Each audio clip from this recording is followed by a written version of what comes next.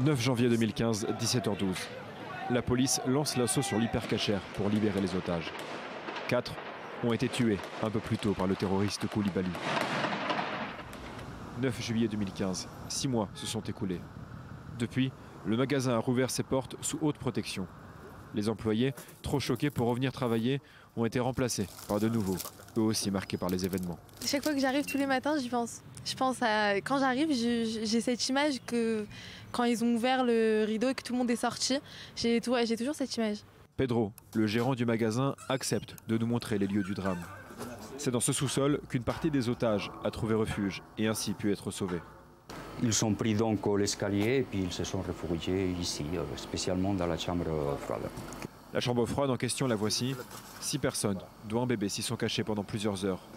D'autres ont été contraintes de remonter à l'étage après que Koulibaly ait menacé de tuer des otages supplémentaires.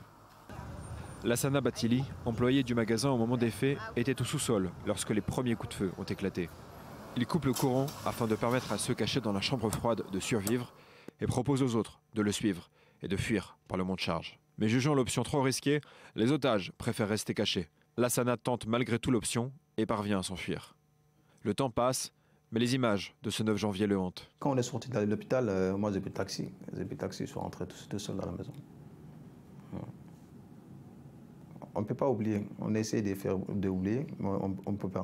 Avec le temps, je crois qu'on va faire des efforts pour oublier petit à petit, mais c'est dur quand même. Même moi, souvent, j'ai fait des cauchemars, souvent.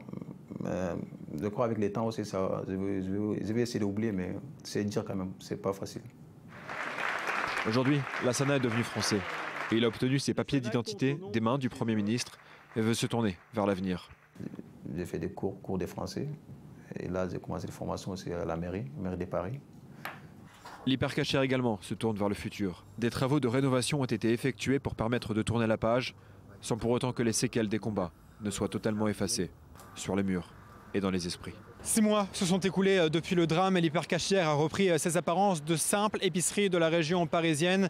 Mais bien entendu, aucun client, aucun employé, aucun passant n'a oublié les images de cet attentat. À l'extérieur, les anonymes continuent d'affluer pour poser des photos, des fleurs ou de simples inscriptions à la mémoire des victimes du terrorisme.